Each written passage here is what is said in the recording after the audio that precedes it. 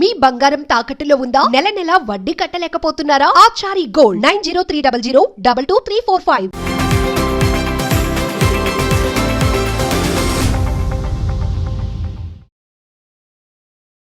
పూరి జగన్నాథ ఆలయం, ద్వారకా బృందావనం ఉన్నాయి కదా, ఇవి కృష్ణుడు దేవుడు కాకుండా ఇప్పుడు పుట్టినాయి కదా, అవి తరతరాలుగా ఉన్నాయి కదా, మరి వాటి మీద ఒపీనియన్ మీది?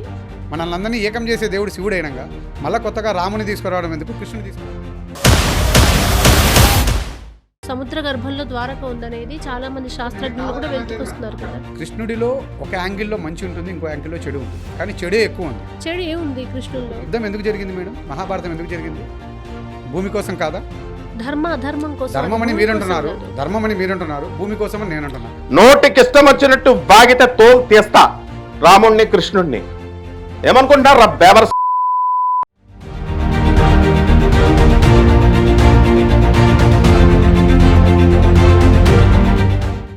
ఇప్పుడు ఆల్రెడీ ఈ దేశంలో కొన్ని లక్షల గుళ్ళు ఉన్నాయి, కొత్తగా గుడి కట్టాల్సినంత అవసరం లేదు. ఎవరి భక్తి వాళ్ళది కదా. అంటే ఆ గుడిలో దేవుడు లేడా? ఆ గుడిలో దేవుడు ఏమైనా కోరికలు తీర్చాను అట్లయితే అసలు లేక కృష్ణుని కొలిస్తే కోరిక తీర్చానని చెప్పాడు. బోకుగాళ్ళు వచ్చి వాగుడు యూట్యూబ్ వచ్చిన తర్వాత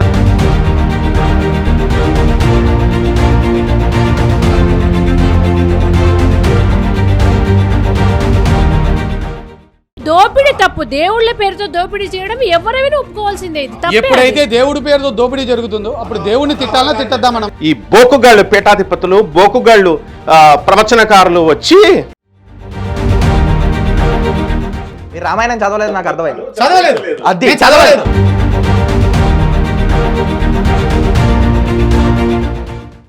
యూట్యూబ్ ప్లాట్ఫామ్ లో వార్నింగ్ ఇస్తున్నాను. అజయ్ బాబు పాస్టర్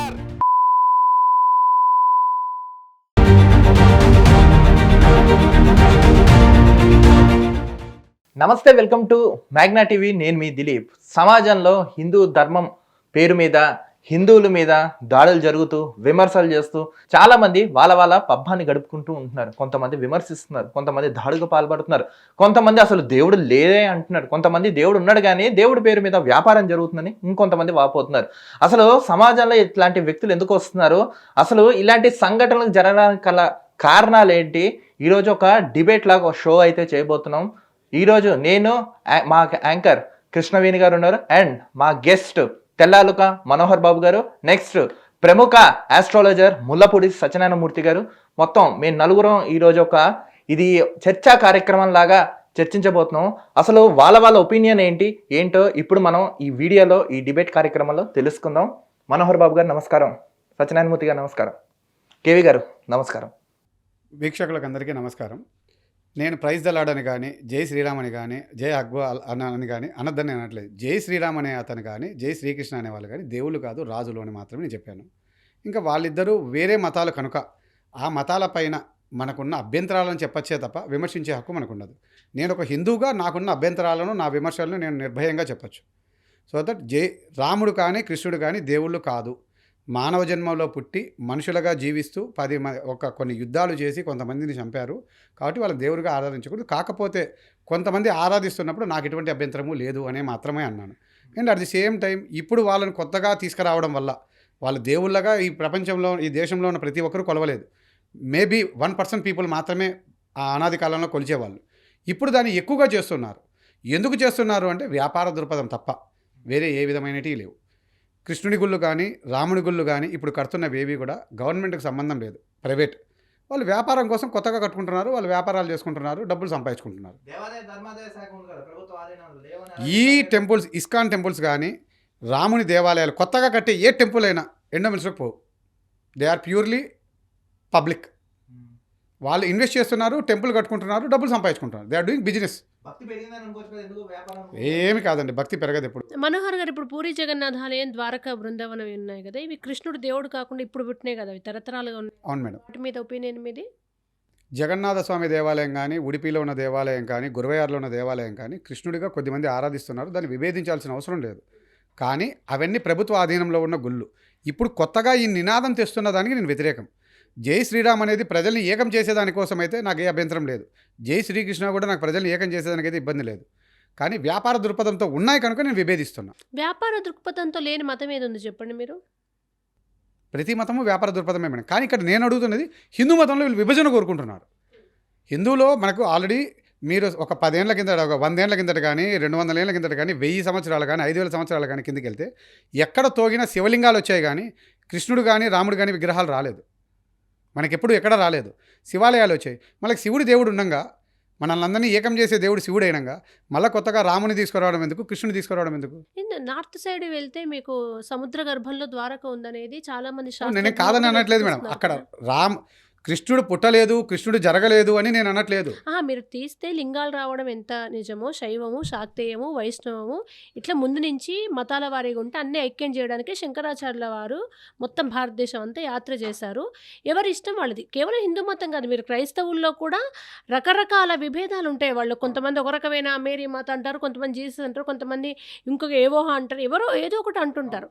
అట్లా ప్రతి మతంలో ఉంటాయి. ఇప్పుడు నేను శివుని నమ్మొచ్చు కాక నాకు అమ్మవారి ఇష్టమేమో, నేను కృష్ణ పరమాత్మ భక్తురాలనేమో, అట్లా ఒక్కొక్కరికి ఒకటి అంతా కలిపి హైందవంకే కదా రీచ్ అయ్యేది. ఇక్కడ ఒకటే మేడం, హైందవం కానీ ఏ దేవుడికైనా ఒక విశిష్టత ఉంటుంది మేడం. మనం ఒక దేవుడిని కొలుస్తున్నాము అన్నప్పుడు ఆ దేవుడు మనకి ఏం చేశాడు, ఆ దేవుడు మనకి ఏమి ఇచ్చాడు, అక్కడ మంచి చెడు రెండు ఉంటాయి.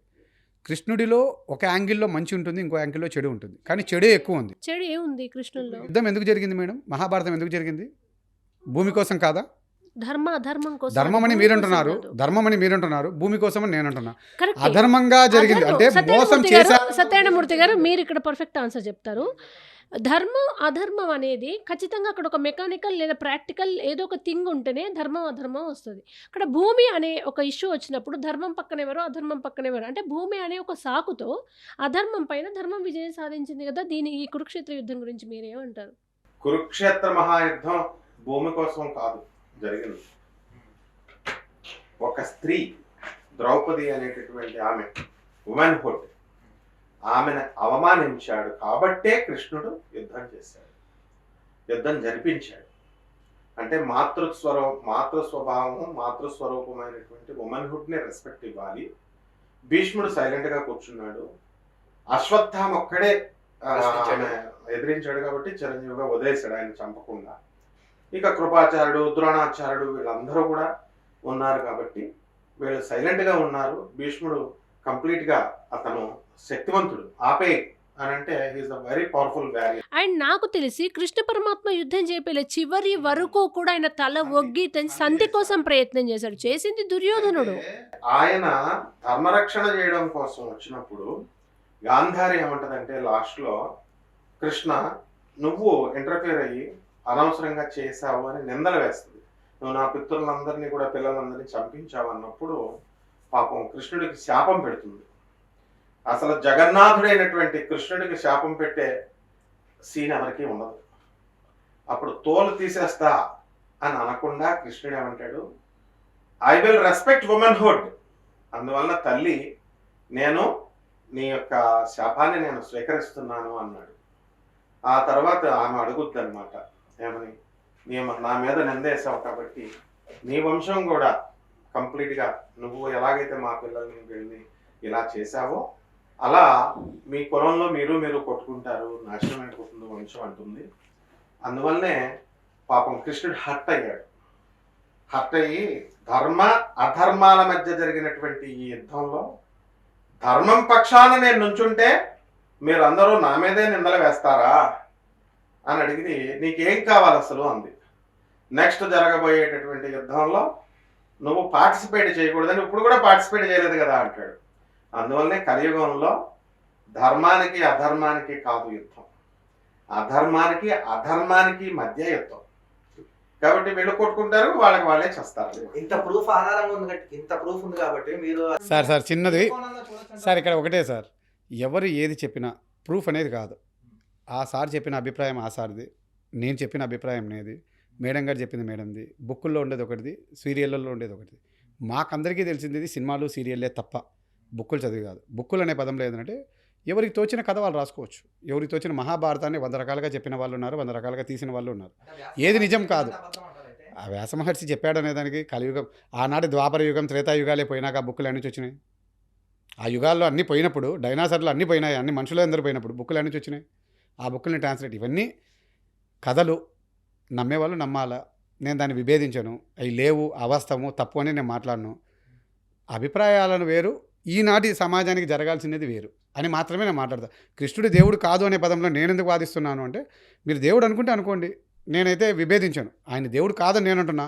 దేవుడు అనుకునేవాడు ప్రజలకు మంచి చేయాలి, జ్ఞానాన్ని ఇవ్వాలి, జ్ఞానాన్ని బోధించాలి. అట్లా ఎక్కడ జరిగాయి దేవాలయాలు? భగవద్గీత లాంటి ఒక ఉత్కృష్ట గ్రంథం నానవాళికి అందించిన దానికన్నా గొప్ప జ్ఞాన బోధ ఏ దేవుడు చేశాడు? మళ్ళీ ఎందుకు మన భారత రాజ్యాంగంలో ఆ బుక్ మన హిందూ గ్రంథంగా ప్రకటి ఎందుకు కోర్టులు ఇప్పటికి భగవద్గీత మీద సాక్ష్యం చెప్తున్నాం మనం? అతనికి తెలియంది ఏంటంటే, వరల్డ్ లో రెనాల్డ్ రేగన్ ఆయన ప్రెసిడెంట్ ఆఫ్ ఇండియాగా ఉన్నప్పుడు, ఆ ప్రెసిడెంట్ ఆఫ్ అమెరికాలో ఉన్నప్పుడు ఇందిరాగాంధీ వెళుతుంది.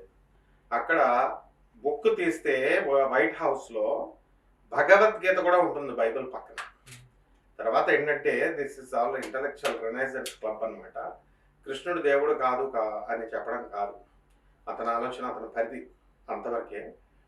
శ్రీకృష్ణ పరమాత్మ ద్వారకలో ఆయన భూగర్భమై ఉంది. నేను ఆర్కలాజికల్ డిపార్ట్మెంట్ తరపున ఆన్ అఫీషియల్ డ్యూటీ వేద పండితులు, బెజవాడ కనకదుర్గం దేవస్థానం వేద పండితులు అందరితో అష్టాదశ శక్తి పీఠాలకు వెళ్తాను నేను, కళలు పెట్టడానికి, మిగతాదంతా కూడా. And with the coordination of archaeological department, archives, రాముడివి, శ్రీకృష్ణుడివి అవన్నీ కూడా వెలికి తీశారు. మోడీ గారు కూడా వెళ్ళారు. ఇంకా బంగారపు దేవాలయం దొరకలేదు మనకి. అప్పుడు 5000 సంవత్సరాల క్రితం ఉన్నటువంటి ఆ ద్వారకలో ఉన్నటువంటి బేట్ దుర్గా అని ఇలా ద్వారకలు ఉన్నాయి. అవన్నీ ఆర్కలాజికల్ డిపార్ట్మెంట్లో నమోదై ఉన్నాయి. అండ్ ఆయన చెప్పినట్టుగా ఈ పుస్తకాలన్నీ కూడా లేవు. కలియుగమే అంతమైపోయింది, రామాయణం అంతమైపోయింది, డైనాసర్ అంతమైపోయింది అంటున్నారు. డైనాసర్స్ అవశేషాలన్నీ ఉన్నాయి. డార్విన్ థియరీ దగ్గర నుంచి అన్నీ ఉంటాయి. వేదాలకి, శృతులకి, స్మృతులకి, పురాణాలకి ఇవన్నీ కూడా ఎలా వస్తాయంటే నాట్ ఆన్ మాన్యుస్క్రిప్ట్స్, బుక్స్ని బట్టి రాదు. గురువు శిష్యుడికి చెప్తాడు అండ్ శ్రవణం ద్వారా దాని నుంచి క్యారీ ఫార్వర్డ్ అవుతుంది. అందుకే దాన్ని శృతి అన్నారు. కాబట్టి ఈ గ్రంథాలు ఇవన్నీ ఉండవు. తర్వాత వ్యాసుల వారు ఇవన్నీ కూడా ఏవో కల్పితాలు అని అనుకుంటున్నారు. అవన్నీ కల్పితాలు కాదు. ఖచ్చితంగా శ్రీకృష్ణ పరమాత్మ బుద్ధి లేనటువంటి మా గురువులు మాట్లాడితేనే పళ్ళు రాలగొట్టాను నేను. రాముడు కృష్ణుడు దేవుడు కాదు అన్నందుకు ఎవడు చెప్పాడు రాజు అని? రాముడు. రాముడికి అర్థం ఏమిటి? రాముడు అంటే తారక మంత్రం. రాముడు అవతారం కాకముందు, ఎత్తక ముందే రామ తారక మంత్రం ఉంది. శివుడు రామతారక మంత్రాన్ని జపించాడు. రాముడు రాకముందే వాల్మీకి రాస్తే ఇద్దరు కాంటెంపరీస్. ఇప్పుడు మనం ఎలాగైతే సమకాలికులమో అలా రాముడు వాల్మీకి సమకాలికుడై ఆయన పుట్టకముందే రాసి ఆ తర్వాత వచ్చేటటువంటి దాంతో ఇద్దరు జీవించి వాళ్ళ పిల్లలందరినీ కూడా చూసుకొని ఆ రామాయణుడి యొక్క అవతార సమాప్తి కూడా వాల్మీకి ముందే జరిగింది. కృష్ణుడు కూడా అంతే. కాబట్టి ఈ మధ్యలో ఏంటంటే అది ఫ్యాషన్ అయిపోయింది. రాముడు కృష్ణుడు, what is all this non sense and who told that ఈ ఆర్కియలాజికల్ డిపార్ట్మెంట్లో ఈ రామ విగ్రహాలు దొరకలేదని? శివలింగ్ సింధు నాగరికత అనేటటువంటిది అప్పుడు నేను గయా వెళ్తాను అస్తమానం, మోహన్ జారో, అక్కడ మనకి ఈ మొఘల్ సరాయ్ ఇవన్నీ కూడా అక్కడ తవ్వకాలలో మనకి శివలింగాలతో పాటు పూరి జగన్నాథ్ కృష్ణుడి విగ్రహాలు ఉన్నాయి. ద్వారకలో ఇప్పుడు కూడా విగ్రహాలు ఆర్చివ్స్ బయటికి తీసాం. రాముడివి తీసాం అయోధ్యలో. సో పురాతనమైనటువంటిది శైవతత్వము, శివతత్వము, శాక్తేయము అనే తప్ప వైష్ణవతత్వం తర్వాత వచ్చిందని, తర్వాత వస్తుంది తప్ప వైష్ణవులకి లేదని కాదు ఆరాధన. విష్ణు ఆరాధన, రామారాధన 5000 సంవత్సరాల క్రితం నుంచే ఉందన్నమాట. సో దాని అంతటికీ కూడా శాస్త్ర పరిజ్ఞానం కావాలి, తర్వాత సైంటిఫిక్ అప్రోచ్ కావాలి, లాజికల్ కన్సిస్టెన్సీ కావాలి, అండ్ రేషనల్గా ఉండాలి. కేవలం వ్యాసుడు లేడు, రాముడు లేడు, కృష్ణుడు లేడంటే సరిపోదు. రామ సేతు నిర్మాణం గురించి సినిమాలు అన్నారు ఆయన. సినిమాలు అనేవి కమర్షియల్ ఎలిమెంట్స్ కోసం తీస్తాం. నండూరు శ్రీనివాస్ గారే ఈ సినిమా రామాయణం ఇలా కాదు, ఈ సినిమాలో చేసినటువంటి మహాభారతం మీద కాదు అని పాపం కరెక్ట్ చేసుకుంటూ వస్తున్నారు. అంటే ఎన్టీ రామారావు గారు ఉన్నారు, దుర్యోధనుడు పాత్ర వేసినప్పుడు కమర్షియల్ ఎలిమెంట్స్ కోసం దుర్యోధనుడిని హైలైట్ చేస్తారు, భీముడిని ఆటోమేటిక్ డౌన్ చేస్తాం. అలాగే భీముడిని అర్జునుడిని చూపించేటప్పుడు ప్రధాన పాత్ర ఆయన వేసినప్పుడు ప్రమిళార్జునీయంలో అర్జునుడిని హీరోగా చూపించి కర్ణుని డౌన్ చేస్తాం. దానవేర సురకర్ణ తీసినప్పుడు కర్ణుడిని హీరోగా చూపించి అర్జునుడిని డౌన్ చేస్తాం. ఇవన్నీ కూడా కమర్షియల్ ఎలిమెంట్స్ ఇవి. సో టీవీలు ఇవన్నీ కూడా, ఈ సినిమాలు ఇవన్నీ కూడా, అది రాసినటువంటి ఆర్ట్స్ కాలేజ్ ప్రిన్సిపల్ రామారావు గారు దానవేర సూరకర్ణ సినిమా తీసినప్పుడు ఎన్టీ రామారావు గారు మా గురువు గారు అయినటువంటి పురాణ పండ రాధాకృష్ణమూర్తి గారి దగ్గర జయశ్రీ టాకీస్ దగ్గర ఉంటారు, రాజమండ్రి వచ్చారు. ఆయన దానవేర సూరకర్ణ పుస్తకం రాశారండి. రాసినప్పుడు ఆ కథను రాసినటువంటి వాడు ఆ ఆర్ట్స్ కాలేజ్ ప్రిన్సిపల్ అనమాట. ఈజ్ ఎ కమ్యూనిస్ట్ భావజాలం ఉన్నటువంటి వాడు. అందువలన రాముడిని తీసుకెళ్ళి రావణుడికి ఫ్యాన్ కింద కూడా చేసి రాశాడు. అందులో నవ్వారంతా. అంటే అరే రావణుడు ఎంత కుప్పకూలిపోయాడు, ఎంత మహాత్ముడు పడిపోయాడు అని చెప్పి నువ్వు వెళ్ళి నేర్చుకో లక్ష్మణ అని లక్ష్మణుని పంపించినట్టు, ఆయన వెళ్ళి ఏం నేర్చుకోమన్నారు స్వామి అని అడిగితే రావణుడు నువ్వు వచ్చిపో అని అన్నాడని, రజనీతి నేర్పమన్నాడు మా అన్న అంటే, గురువు దగ్గర నువ్వు ఏం చేయాలి, నువ్వు సేవ చేయాలా అని అన్నట్టు, అక్కడికి మళ్ళీ వెళ్ళి అడగమని అంత మాట అన్నాడా అని, నువ్వు సేవ చేయాలరా అని రాముడు పంపినట్టు అతను వెళితే, అప్పుడు నువ్వు ఎవరికైతే ఏదైతే చేయకూడదు అనుకుంటున్నావో, నీకు ఇతరులు ఏదైతే చేయకూడదు అనుకుంటున్నావో అది నువ్వు ఇతరులకు చేయకు అంటే, అబ్బా ఎంత వేదాంతం చెప్పేశాడా అని పరమపురుషుడైనటువంటి రాముడు రావణాసురుడు అన్నాడని దండం పెట్టాడని రావణుడికే ఫ్యాన్ కింద రాసినటువంటి వాడు ఆర్ట్స్ కాలేజ్ ప్రిన్సిపల్. అలాగే ద్రౌపది మా గురువు గారు రాధాకృష్ణమూర్తి గారితో, ఎన్టీ రామారావు మహానటుడు కదా, ద్రౌపది ఏం చేస్తుంది, ఒక చెట్టు మీద పండు సీనికి రాశాడు ఆయన. రాసి నీ మనసులో ఏముంది ధర్మరాజా అని అడిగితే ఏదో చెప్తే ఆ పండు పడదు. ఉన్నది చెప్పు పండు పడుతుంది అంటే, ఈ మొత్తం భారతావానికి నేను సామ్రాట్ కావాలని అంటే అప్పుడు టపక్మని పండిపడినట్టు చూపిస్తారు. తర్వాత అర్జునుడు నేను జగదేక వీరుణ్ణి అవ్వాలంటే పండుపడినట్టు చూపిస్తాడు. ద్రౌపది ఇలాగా నాకు ఆరో భర్త కర్ణుడిని కూడా చేసుకోవాలని ఉంది నాకు అని పిచ్చి డైలాగ్ పెడతాడు. ఆ బుద్ధి లేని ఆర్ట్స్ కాలేజ్ ప్రిన్సిపల్ రామారావు నా గురువాడు, కమ్యూనిస్ట్ భావజాలంతో. అప్పుడు మా గురువు గారికి బీపీ లేచింది. బీపీ లేచి, ఎన్టీ రామారావు గారు ఏమంటున్నారు మీరు, ఏమిటి ద్రౌపది అంటే ఏమనుకున్నారు, ఆమె సచీదేవి. ఇంద్రుళ్ళు ఎంతోమంది ఇంద్రుళ్ళు అయ్యారు, అందులో ఒక ఇంద్రుడు పతిం దేహి పతిం దేహి పతిం దేహి అని 5 సార్లు శివుడి కోసం తపస్సు చేస్తే ఆ ఇంద్రాణి శక్తి అయినటువంటి శచీదేవి అవతారం ఇది అని అంటే, అప్పుడు అబ్బా రామారావు గారు ఎంత బాగా చెప్పారు అని చెప్పేసి రాధాకృష్ణమూర్తి గారిని మహానటుడు ఎన్టీఆర్ కాబట్టి కౌగిలించుకొని మళ్ళీ వెళ్ళి ఆ డైలాగ్స్ ఏం పెట్టనని. కాబట్టి సినిమాలు ప్రామాణికం కాదు. ఇప్పుడు నండూరు శ్రీనివాస గారు కూడా కొంచెం సిస్టమ్ని కరెక్ట్ చేసుకుంటూ వస్తున్నాం ఇప్పుడు. అంటే ఇవన్నీ కూడా ఎలా ఉంటుంది, రాముడు మనిషి కాదని ఒకడు, రాముడు దేవుడు కాదని ఒకడు, రాముడు రాజు అని ఒకడు. ఎవ్వడరా మీరంతా, రాముడు గాడ్కి డెఫినేషన్ ఏంటి చెప్పండి ఫస్ట్. గాడ్ అంటే ఎవరు?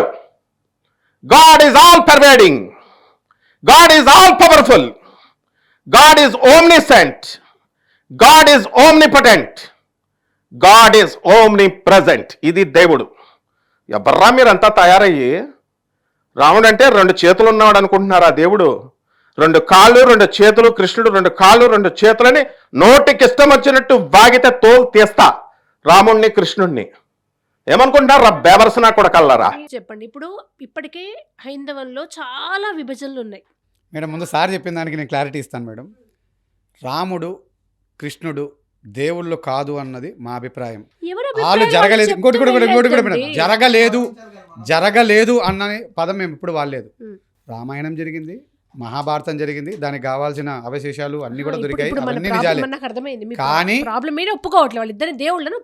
దేవుళ్ళని అంగీకరించాడు. మళ్ళీ ఎవరు అసలు దేవుళ్ళు అనే వాళ్ళు ఎవరు మీ దృష్టిలో చెప్పండి. నేను చెప్తాను సార్, గతం నుంచి మనం పూర్వీకుల నుంచి వెంకటేశ్వర స్వామిని అంటే విష్ణువుని కానీ శివుణ్ణి కానీ కొలుస్తూ ఉన్నారు అప్పటి నుంచి దేవాలయాలు. ఆ దేవాలయాలు కొన్ని లక్షలు ఈ దేశంలో ఉన్నాయి, కొన్ని లక్షలు. మళ్ళీ వాళ్ళని కాదని మళ్ళీ వీళ్ళకి ఎందుకు కొలవాలి, కొత్తగా ఎందుకు చేస్తున్నారు? వాళ్ళు దేవుళ్ళు కాదు అనే పదానికి ఇప్పుడు తీసుకొచ్చిన నినాదానికి నాకు వ్యతిరేకం. నినాదం అప్పుడు ఉంది, ఇప్పుడు ఉంది కదా సార్. లాస్ట్ 20 years నుంచి మాత్రమే ఈ ఇస్కాన్ అనే వాళ్ళు కృష్ణుని దేవాలయాలు స్థాపించడం మొదలుపెట్టి వ్యాపారం చేస్తున్నారు. వాళ్ళ భక్తి వాళ్ళ వాళ్ళ Promote భక్తి చేసుకుంటారు హిందుత్వాన్ని కదా. అది విభజన అంటున్నా సార్ నేను. ఎందుకు ఎలా విభజన అవుతున్నావు? అందరిని స్ప్రెడ్ చేయడం ఒక Spread చేయడం అంటే అది ఒకటి ఉంటుంది హిందుత్వం కదా. అంటే ఏంటి సార్? ఇప్పుడు ఆల్రెడీ మనకున్న టెంపుల్స్ మనకు ఉన్నాయి కదా, ఆ టెంపుల్స్ ద్వారా మనోహర్ ఏదైతే గారు, శ్రీకృష్ణుడు భగవద్గీత మనోహర్ గారు, చెప్తున్నారో ఇది కాదు. దాన్ని ప్రమోట్ చేయండి. కాదు మనోహర్ గారు, something is better than nothing అంటారు. మొత్తానికి మతం నుంచి దూరం అయిపోయే కన్నా వాళ్ళకు కృష్ణతత్వంలోకో రామతత్వంలోకో తీసుకురావడం బెటరే కదా. ఇక్కడ ఆ బెటర్ అనే పదానికి ఏంటి సైంటిఫిక్? ఇక్కడ వీళ్ళు బెటర్ అనే పదంలో నేను కోరుకున్నది ఒకటే madam, why don't they bring and give that knowledge to the people. చిన్నపిల్లలకి స్కూళ్ళల్లో ఇది నేర్పించండి. ఇంకొక 20 ఏళ్ళ కల్లా రాముడు కృష్ణుడు దేవుడు అని అనుకుంటారు కదా. ఎందుకని ఇంతకాలం మా రాముడిని కృష్ణుని దేవుళ్ళని పాఠ్యపుస్తకాల్లో పెట్టలేదు? పోనీ గతంలో ఉన్న కాంగ్రెస్ ప్రభుత్వం పెట్టలేదు. మోడీ గారు వచ్చి ఇప్పుడు 12 ఏళ్ళు అయింది కదా, మళ్ళీ ఎందుకు మోడీ గారికి తెలుసు పాఠ్య కదా. పుస్తకాల్లో దేవుళ్ళ గురించి ఎందుకు పెట్టాలండి? మన ధర్మాన్ని మనం బోధించాలి కదా మేడం. జ్ఞానము సంస్కారం ఎక్కడుంది? ముస్లింలకు వచ్చేటప్పటికి వాళ్ళ మసీదుల్లో వాళ్ళ సంస్కారం నేర్పించుకుంటున్నారు, వాళ్ళ విధి విధానాలు నేర్పించుకుంటున్నారు. క్రిస్టియన్స్కు చర్చిల్లో Exactly. మన హిందువులకు ఎక్కడ నేర్పిస్తున్నారు? పాఠశాలలు ఉన్నాయి కదా మనకి. ఏమండి? హిందువుల్లో వేద పాఠశాలలు వేరు. ధర్మం, సార్ చెప్తా చూడండి. దిలీప్ అది, వేద ఒక నిమిషం. పాఠశాలలు పాఠశాలలు మీరు కాదు. మీరు అన్నది చెప్తాను. మీరు ఏమంటున్నారు? మదర్సాలలో ముస్లిమ్స్ పిల్లలే చదువుకుంటారు. మిషనరీస్లో తెలుగు పిల్లలు వెళ్తుంటే బొట్టు తీసి వాళ్ళకి ఆచరణలు నేర్పడమే తప్పు. మీరు చెప్పే మామూలు స్కూల్స్ హిందూ మత స్కూల్స్ అని పెడితే అది నేర్పిస్తారేమో కానీ ఒక రాజ్యాంగబద్ధంగా స్కూల్ నడుపుతున్నప్పుడు అందులో రాజ్యాంగానికి, చట్టానికి, పౌరుల జీవనానికి సంబంధించి సైన్స్, మ్యాథ్స్ ఇవి ఉంటాయి. కానీ వాళ్ళు చేసే తప్పు వాళ్ళని వ్యతిరేకించకపోగా వాళ్ళు చేస్తున్నట్టే మనం చేద్దాం. ఇక్కడ మీరు ఒకటి చిన్న డీవియేషన్ ఇక్కడ ఏంటంటే మేడం, హిందుత్వాన్ని నేను బోధించమని చెప్పట్లేదు మేడం. హిందూ అనేది ఒక సంస్కారం, ఒక విధానం. ఇప్పుడు నేను మహర్షి విద్యామందిర్లో చదివాను మేడం. మహర్షి విద్యామందిర్ అనే స్కూల్లో ఈ విధానాలు నేర్పించారు.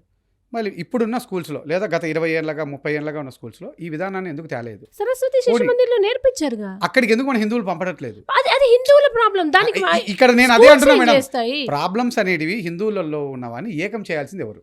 ఏకం చేసే బాధ్యత ఎవరు? మీరు ఏకం చేస్తున్నా అన్న భ్రమలో ఇప్పటికే ఉన్న చాలా విభేదాలకు కొత్తగా రాముడు దేవుడు కాదు, కృష్ణుడు దేవుడు కాదు, ఇంకో ఇక్కడ విభేదం మేము అంటున్న సృష్టిస్తున్నారు. రీజన్ ఒకటే మేడం. ఇప్పుడు మనం రాముని దేవుడిగా అంగీకరించినా అంగీకరించకపోయినా మనకు వచ్చే నష్టం ఏం లేదు.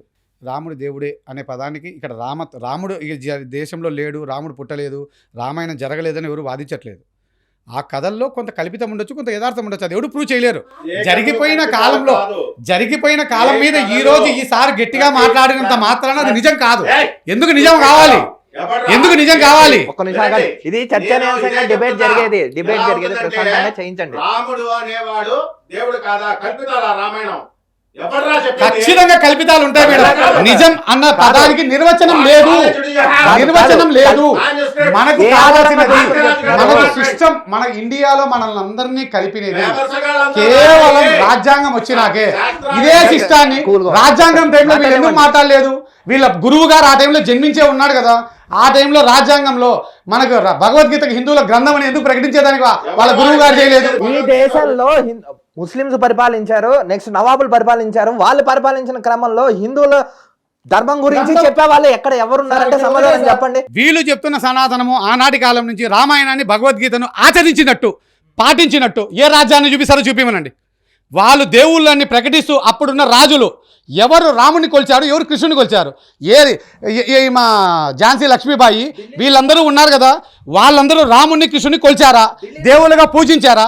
భగవద్గీత గ్రంథాన్ని అంగీకరించారా? మళ్ళీ వీరు చెప్పమనండి. ఆనాటి కాలంలో అన్ని గొంతు పిలిచి కూడా అవుతాదే. నేను కూడా చెప్తాను. బేట్ ద్వారకాలో కృష్ణుడిని ఆలయాన్ని కట్టించింది అహల్యాబాయి. అక్కడ వారణాసి దగ్గర నుంచి ద్వారకా వరకు, వెస్ట్ వరకు ఆయన చెప్పినటువంటి రాణి అహల్బాయే కట్టించింది. ఎన్ని గుళ్ళు కట్టించారు సార్ కృష్ణుడి? స్వయంభూ దేవాలయాలు అన్ని. ఇప్పుడు స్వయంభూ అనే దానికి ఇంకొకరు కట్టించేదానికి తేడా ఉంది మేడం. మనం కొంచెం కూల్ గా డిస్కస్ చేద్దాం. మనకు జనాలకి విషయం చేరవేసే ప్రయత్నం చేద్దాం. జస్ట్ కూల్ గా డిస్కస్ చేద్దాం. ఓకే.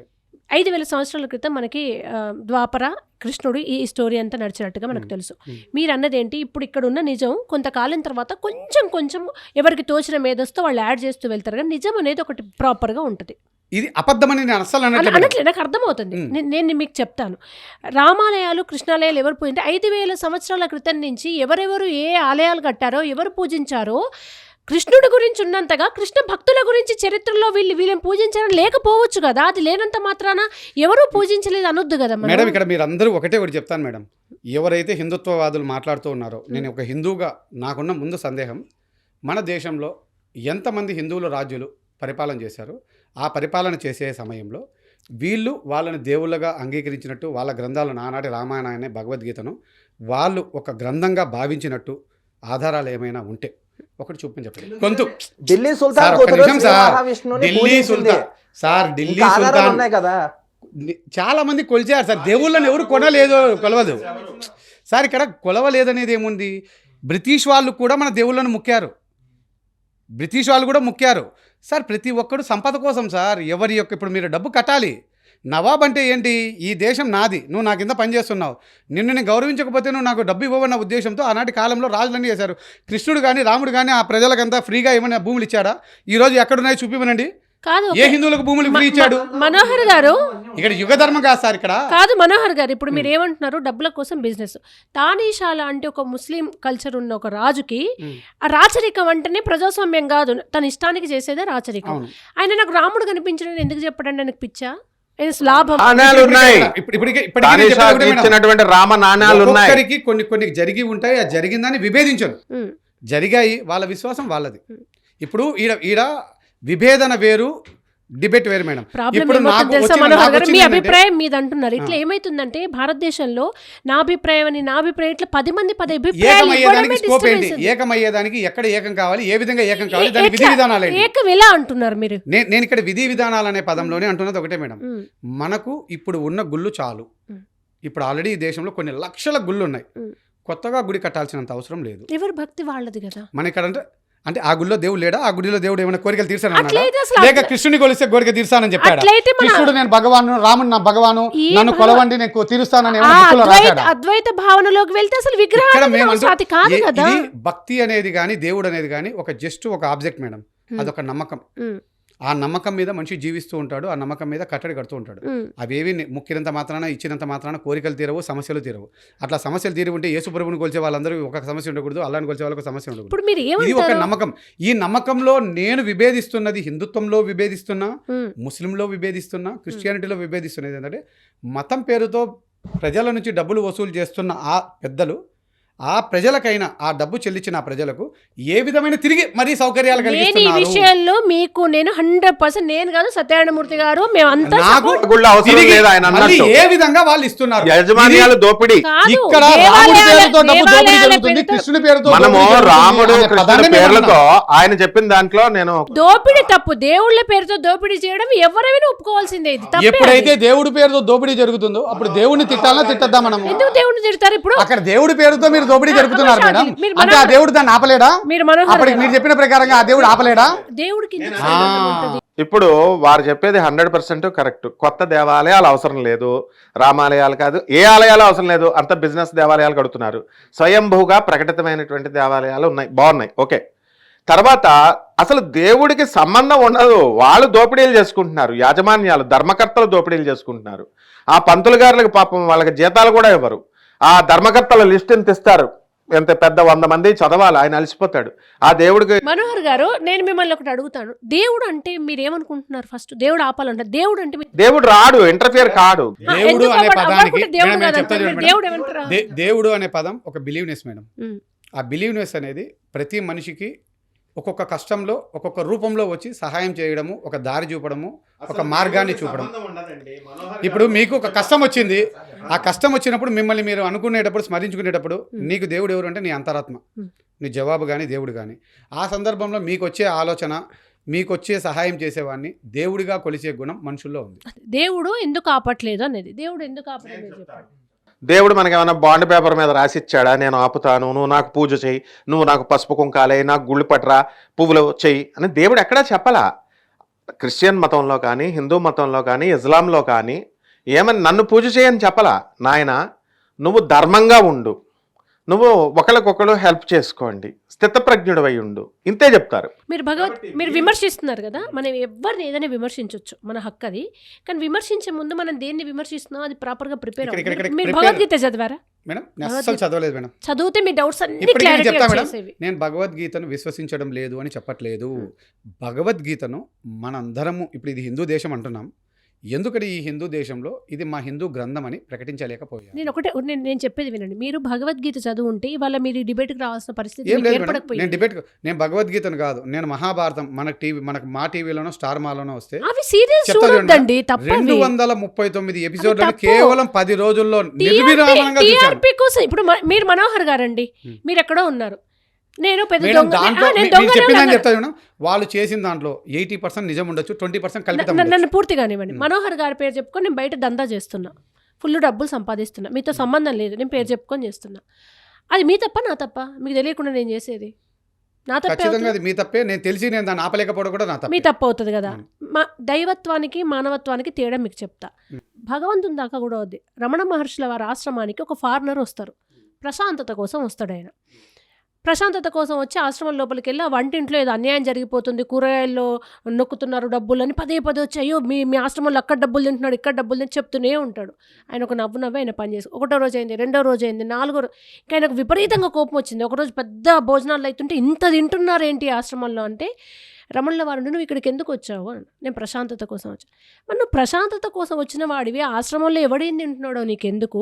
నేను ఆశ్రమం నేను కట్టమన్నానా, నేను కూల్చమన్నానా? అది నాకేం సంబంధం? నా సమాధి స్థితిలో నేనున్నా, నా చుట్టూ ఒక ఆశ్రమం వచ్చింది, దాని చుట్టూ వ్యాపారం జరుగుతుంది, అది ఉన్నా లేకున్నా. అంటే రమణులే అలా అంటే కృష్ణుడైనా రాముడైనా మానవాతీతంగా హరిషడ్ వర్గాన్ని జయించి స్థితప్రజ్ఞత్వ స్థితిలో ఉంటారు వాళ్ళు. మళ్ళాగా నన్ను మోసం చేస్తావా, నేను కత్తి పెట్టుకుని పొడుస్తానా, పేరు పెట్టుకుని నువ్వు డబ్బులు తిన్నావా? దేవుళ్ళు రారు, దేవుళ్ళు గుళ్ళు అడగలేదు. మీకు అన్నిటికీ ఒకటే మేడం, మనకు రాజ్యాంగం లేకముందు రమణ మహర్షి గారు ఉన్నారు, మనకు భారత రాజ్యాంగం. మమ్మల్ని అందరినీ కలిపిండేది భారత రాజ్యాంగం. మంది యునైటెడ్ ఇండియా, అందరూ కూడా కలిసి ఉండేటట్టు అనుకున్నాం. ఈ కలిసి ఉండేటప్పుడు అభిప్రాయ భేదాలు ఉండొచ్చు, ఇంకోటి ఉండొచ్చు, దీనికి డిస్కషన్స్ ద్వారా చేసుకోవాలి. ఈ డిస్కషన్స్లో నాకున్న అభిప్రాయం, హిందువులు ఏకం కావాలి అనుకున్నప్పుడు ఉన్న దేవాలయాల ద్వారానే ఆ దేవస్థానాలలో సభ్యత్వ నమోదు చేసుకుంటూ, మనం కొన్ని విధి విధానాలు రాసుకుంటూ, మనం కొన్ని రూల్స్ ఫ్రేమ్ చేసుకోగలిగితే హిందువులు ఏకమవుతారు అన్నదే నా అభిప్రాయం. నేను హిందూ ఉన్మాదానికి, క్రిస్టియన్ ఉన్మాదులకు, ముస్లిం ఉన్మాదులకు వ్యతిరేకంగా మాత్రమే నేను వచ్చాను. అబ్సల్యూట్లీ నాకు కావాల్సినది ఏంటంటే హిందూ ధర్మం అనే పదాన్ని మనందరం, ఇప్పుడు నేను కృష్ణుని దేవుడు కాదంటున్నా, రేపటి రోజు అందరూ అంగీకరించారు అనుకోండి, నాకే ఇబ్బంది లేదు, నేను అంగీకరిస్తాను. హిందువుల్లో ఐకమత్యం తేవాలి. నేనేమంటున్నా, మన కొత్త దేవుళ్ళ కోసం ఆల్రెడీ మనకి శివుడు ఉన్నాడు కదా, శివాలయాలు ఉన్నాయి, వెంకటేశ్వర దేవాలయాలు ఉన్నాయి. ఇక్కడ పెద్ద దేవాలయం అంటే ఏంటంటే సార్, కూర్చొని మాట్లాడుకునే దాన్ని దేర్ ఆర్ అసెంబుల్, మనకున్న సమస్యల మీద, మనకున్న వాటి మీద అక్కడ కూర్చొని మాట్లాడుకునే ఒక వేదిక. అక్కడ జ్ఞానాన్ని, అన్ని రకాల బోధనలు జరుగుతాయి. అవి స్వాతంత్రానికి ముందు జరిగాయి, స్వాతంత్రం తర్వాత జరగట్లేదు. ఎందుకు జరగట్లేదు అంటే స్వార్థం పెరిగింది స్వాతంత్రం తర్వాత. ఆ స్వార్థంతో ఈరోజు దేవాలయాలు వ్యాపారాలు. గారు మీరు ఎంచుకున్న లక్ష్యం గొప్పది, కానీ వెళుతున్న మార్గం తప్పు. ఇంకా వేరే దారి ఏది మేడం? ఏం లేదు, మీరు హిందువుల్లో ఐకమత్యం తెస్తా అని హిందువుల్లోనే స్ప్లిట్ చేస్తున్నారు. మీరు కృష్ణుని మొక్కదు, రాముని మొక్కదు. ఇంకోటి ఏంటి మేడం, నేను స్ప్లిట్ చేయలేదు. దీనికి ఇంకోటి ఏంటంటే మేడం, మీకు చాలామంది ఇప్పుడు ఇస్కాన్ టెంపుల్ పెట్టారు, రాముని గుడి పెడుతున్నారు. వాళ్ళు బ్రహ్మశ్రేణి వాళ్ళు కొద్దిమంది, ఆర్ట్స్ ఆఫ్ లివింగ్ అని కొద్దిమంది, స్పిరిచువల్ అనే వర్డ్స్ కొన్ని ఉంటాయి మేడం, సంస్థలు. వాళ్ళందరూ ఈ దేశంలో దగ్గర 40-50 ఉన్నాయి. వాళ్ళందరూ హిందుత్వాన్ని చెప్తున్నారా, లేక హిందుత్వంలో నుంచి విభజన కోరుతూ వాళ్ళు మన దేవుళ్ళు అంటే వాటి మీద విమర్శిస్తున్నారు ప్రజలు. అవేర్ అయ్యారు. ఇక్కడ మీనింగ్ అదే మేడం. ఇక్కడ మేము అంటున్నది స్పిరిచువల్ అనే వర్డ్తో దే ఆర్ డూయింగ్ బిజినెస్.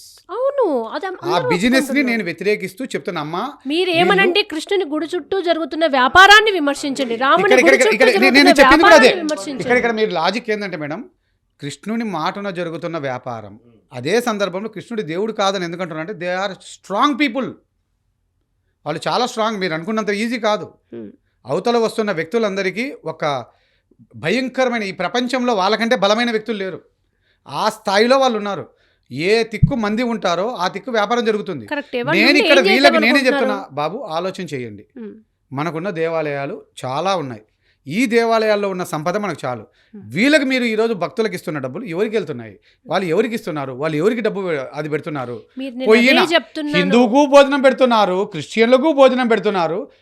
నీ దేవుణ్ణి విశ్వసించినప్పుడు నువ్వు వాళ్ళకి ఎందుకు పెడుతున్నావు? ఎగ్జాక్ట్లీ, మీరు అదే అంటున్నా. మళ్ళీ వాళ్ళు చేస్తున్న సంస్థల పొరపాట్లను ఎత్తి చూపండి, కానీ వాళ్ళు ఎత్తుకున్న దైవ నినాదం దేవుణ్ణి ఎత్తి ఇక్కడ చూపకండి. దేవుని ఎత్తి చూపడం అనే పదంలో నేను చెప్పేది ఒకటే మేడం, దేవుడిగా నాకున్న నిర్వచనం నాకుంది.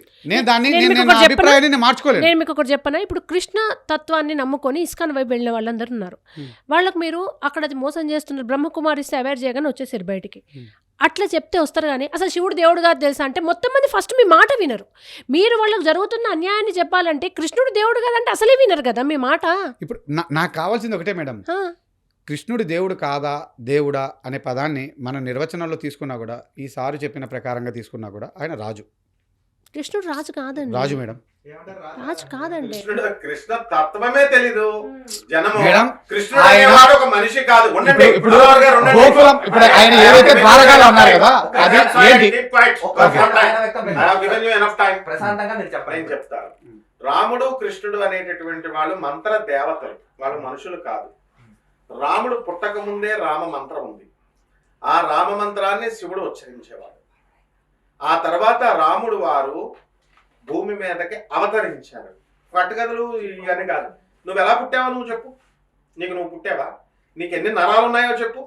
నీకు ఎన్ని సెల్స్ ఉన్నాయో చెప్పు. నీ పుట్టికే నీకు తెలియదు. నీకెన్ని సెల్స్, నీకెన్ని బోన్స్ ఉన్నాయో, నీకెన్ని ఆర్గన్స్ ఉన్నాయో నీకు తెలియదు. ఈ సృష్టిని నువ్వు చూస్తున్నావు, ఎన్ని సోలార్ సిస్టమ్స్ ఉన్నాయో చెప్పు. 3 × 10⁻11 సోలార్ సిస్టమ్స్ ని ఇప్పటి వరకు ఇంకా డిస్కవర్ చేసాం మనం. ఇంకా డిస్కవర్ చేయాల్సినవి ఉన్నాయి. కాబట్టి మనకి దగ్గరలో, భూమికి దగ్గరలో ఉన్నదాన్ని ఒక సోలార్ సిస్టమ్ అని తీసుకొని పాలపుంత అన్నాం. దాన్ని బట్టి నవగ్రహాలు పరిపాలన చేస్తున్నాయి. ఇట్లా మనం అన్వయించుకుంటూ వెళ్తాం. మానవుడి యొక్క పరిధి పక్క గదిలో ఈయన గురించి ఏమనుకుంటున్నాడో చెప్పమను. లిమిటెడ్ అయ్యా, లిమిటెడ్. శక్తి అనేది మనకి ఇచ్చింది దేవుడు లిమిటెడ్. పక్క గదిలోది మనకు తెలియదు, 1 కిలోమీటర్ల దూరంలోది కన్నుకు తెలియదు. ఊహకు అతీతుడు దేవుడి డెఫినేషన్ ఏంటంటే ఊహాతీతం. ఎలక్ట్రాన్ చూపించును, చూస్తాం. నేకెడ్ అయితే ఎలక్ట్రాన్ చూపించు. ఎలక్ట్రాన్ విచ్ఛిన్నం చేసి వచ్చేటటువంటి మైక్రోబైటమ్ కోసం గాడ్ పార్టికల్ అని చెప్పి ఇప్పుడున్న ఫిజిస్టులు 1950లో ప్రభాత్ రంజన్ సర్కార్ అనేటటువంటి ఫిలాసఫర్ కలకత్తా సుభాష్ చంద్రబోస్ మేనల్లుడు ఇచ్చింది. ఇప్పుడు స్టాన్ఫోర్డ్ యూనివర్సిటీస్, MIT యూనివర్సిటీస్ లో ఇంప్లిమెంటేషన్ అయింది. It is an established hypothesis. ఆ విధంగా ఈ బుద్ధి లేని ప్రవచనకారులంతా తయారయ్యి, ఈ బుద్ధి లేని స్వామీజీలు, పాస్టర్లు, బుద్ధి లేని ముల్లాలు వీళ్ళంతా తయారయ్యి దేవుణ్ణి నేను మనిషిని కాబట్టి 2 కాళ్ళు 2 చేతులు ఉంటాయని చెప్పారు. అలాగే చేప ఏమనుకుంటుందంటే తనకంటే పెద్ద చేప, సూపర్ పవర్ అని చేప అనుకుంటుంది. దేవుణ్ణి చేప రూపంలో ఊహించుకుంటుంది. లైన్ లాగా ఊహించుకుంటుంది. మనిషిలాగా ఊహించుకుంటాడు. కాబట్టి మనిషి అనేటటువంటి వాడు కృష్ణ తత్వం. ఇట్ ఈస్ అ మెటాఫిజిక్స్ అని. కృష్ణుడు మనిషి కాదు. కృష్ణుడు మనిషి కాదు, రాముడు మనిషి కాదు. ఈయనకున్నటువంటి పరిజ్ఞానం, ఎవడు చెప్పిన మాటలు ఇవన్నీ. ఎవరికైనా నాలెడ్జ్ అనేటటువంటిది, శాస్త్రం అంటే డెఫినేషన్ తెలుసా? శాసించేది శాస్త్రం అని అర్థం. You shut your mouth and listen, అది శాస్త్రం అంటే. తర్వాత పీఠాధిపతులు, తర్వాత వీళ్ళంతా కూడా ఉన్నారు, పోప్, బిషాపులు, వీళ్ళంతా అది ప్రామాణికాలు. అవన్నీ గ్రంథాలను తీసి దీన్ని రెఫరెన్స్ల కింద చూస్తాము. ఇప్పుడు సుప్రీంకోర్టు సైటేషన్స్ తీస్తాం మనం. జడ్జిమెంట్ లోయర్ కోర్టులో జరుగుతుంటే high court citation and supreme court citations తీసి దాన్ని బట్టి మనం ఇలా మీరు మనోహర్ గారు, నేను మీకు ఒకటి చెప్తా. మీరు ఏదైతే ఒక లక్ష్యాన్ని ఎంచుకున్నారో, మతాల పేరు మీద లేదా అది ఏ మతంలో ఉన్నా ఒక బిజినెస్ జరుగుతుంది. ఇంత ధనం ఎక్కడికి వెళ్తుందో లెక్కదేలాలి, ఎవరికి వాళ్ళు ఈ సార్తో ఇంకా నేను విభేదించేది చాలా ఉంది. మీరు మీ అసలు వాస్తవమే కాదు సార్ గట్టిగా మాట్లాడితే నిజం అబద్ధం నిజం కాదు. ఇప్పుడు ఈయన మంత్రపుష్పం అంటున్నాడు, మళ్ళీ సీతాదేవిని ఆయన తీసుకుపోయినప్పుడు అదే మంత్రపుష్పంతో ఆయన యుద్ధం చేయకుండా ఇంతమందిని చంపకుండా చేయొచ్చు. ఒక దానికి ఇప్పుడు రావణాసుడు వచ్చిన అవతార ఆయన అవతారం ఎందుకండి? మానవుడి చేతిలో చావాలి. ఒక ప్రతిదానికి ఒకటి ఉంటుంది, ప్రతిదానికి లింక్. మీరు ఏ రూపంలో కథను అనుకుంటే ఆ రూపంలో కథలు కూడా ఏంటంటే రామాయణం రాశారు. రామాయణం ఈయన మంత్రపుష్పం, ఆయన మనిషి కాదు దేవుడు అంటున్నాడు. మేమేమంటున్నాం, ఆయన మనిషిగా జన్మించాడు, తర్వాత అన్ని రకాలుగా కష్టాలు నష్టాలు అన్ని భరించాడు, తర్వాత తనువు చాలించాడు. మీరు రామాయణం చదవలేదు, నాకు అర్థమైంది. చదవలేదు, అది చదవలేదు. మీరు చదవండి, చదువుతా.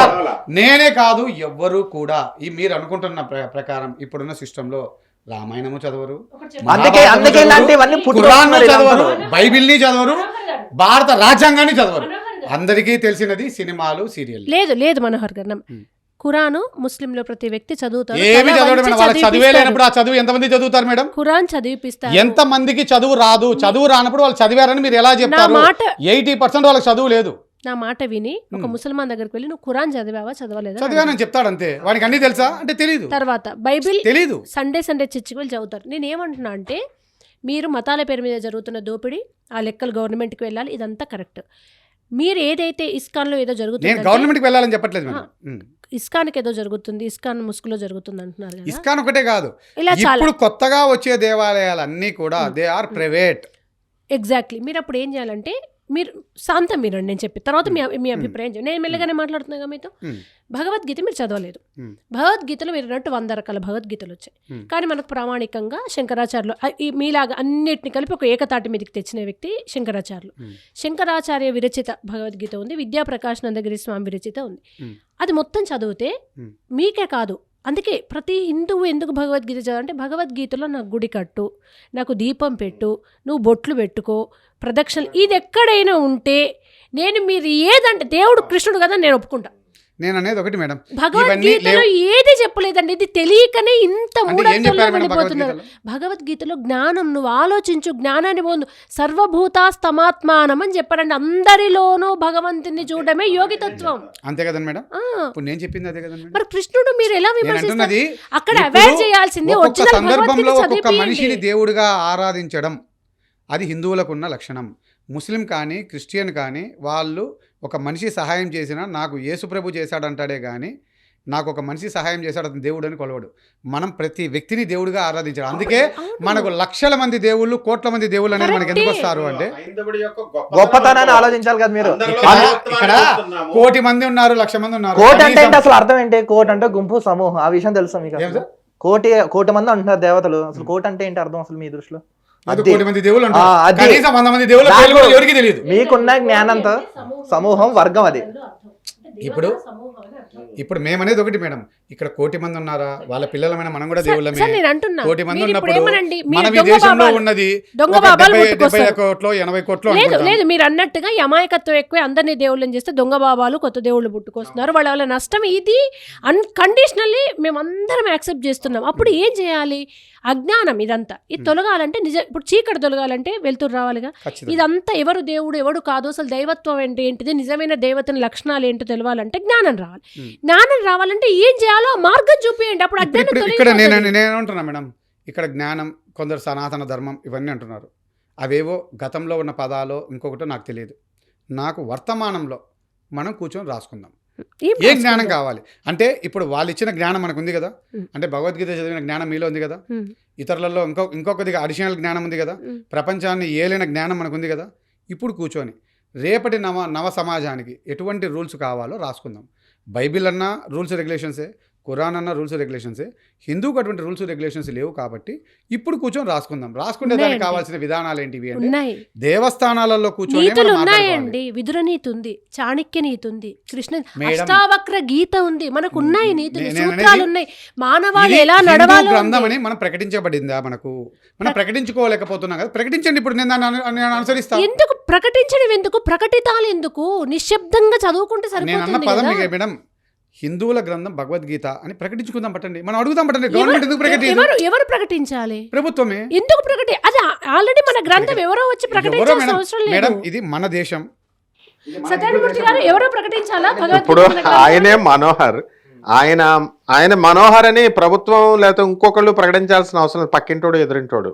ఇప్పుడు ఆయన పోరాటం మంచిది, బాగానే ఉంది. కరప్షన్ మీద పోరాటం చేయండి. దేవాలయాలు, కొత్త దేవాలయాలు చేస్తున్నారు, దోపిడీ చేస్తున్నారు, ఇస్కానుల అన్నదానంతో అని చేస్తున్నారు, అది మతం, కృష్ణ మతం ప్రచారం చేస్తున్నారు అన్నారు, బాగానే ఉంది అంతా కూడా. ఓకే, స్కూల్స్ కట్టట్లేదు అంటున్నారు, స్కూల్స్ కట్టాలి. తర్వాత అది ఇప్పుడు కొత్తగా వచ్చేటటువంటి దేవాలయాలు రెవెన్యూ వస్తున్నప్పుడు చిలుకూరు బాలాజీ టెంపుల్ ఉంది, అది ఎండోమెంట్స్ అడుగు కూడా పెట్టనివ్వడు రంగరాజన్, హుండీలే పెట్టనివ్వలేదు. హుండీలు లేనప్పుడు, కలెక్షన్ లేనప్పుడు ఎండోమెంట్స్ డిపార్ట్మెంట్ రాదు. కాబట్టి ఈ కరప్షన్ మీద చేయాలి.